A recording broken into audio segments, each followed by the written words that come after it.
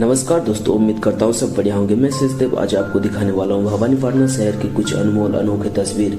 Video आपके सामने लाने से पहले हम यात्रा शुरू करेंगे जिले की मुख्य देवी मां माणिकेश्वरी मंदिर से। मैं कोशिश करूंगा कुछ जानकारी आपके सामने लाने के लिए। साल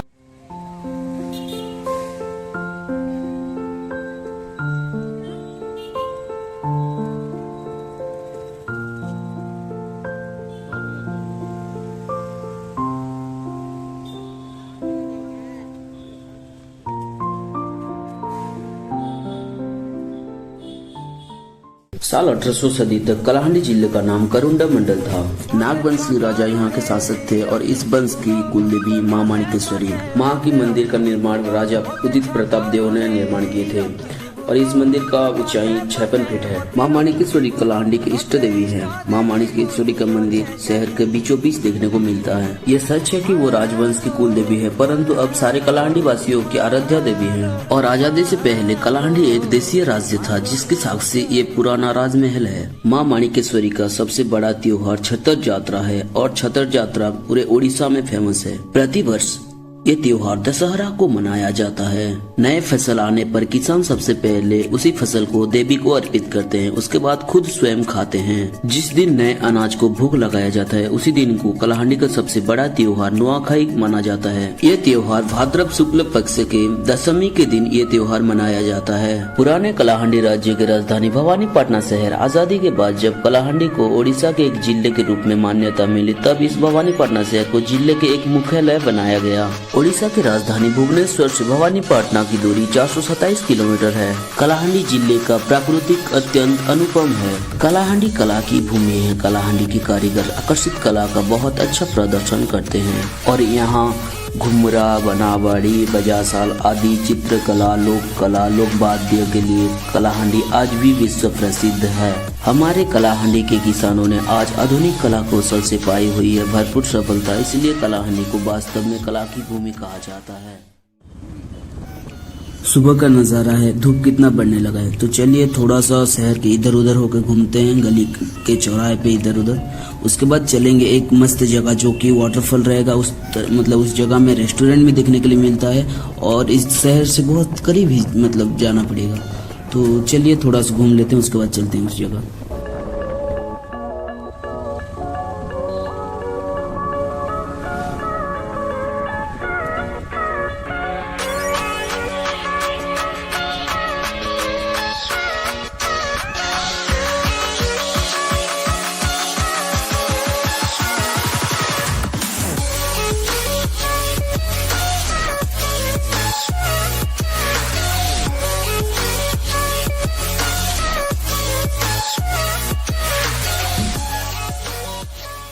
तो चलिए शहर के नज़दीक में एक वाटरफॉल है जो कि रावणदरा का, जो कि करीब 10-12 किलोमीटर आसपास ऐसा ही पड़ता है। तो चलिए उस जगह को चलते हैं और उस जगह को जाने के लिए रास्ता कैसा है क्या है आप देख लीजिए और उस जगह जैसे पहुंचेंगे उसके बारे में बात करें। इस जगह को जाने के लिए आप गूगल मैप का सहारा भी ले सकते हैं।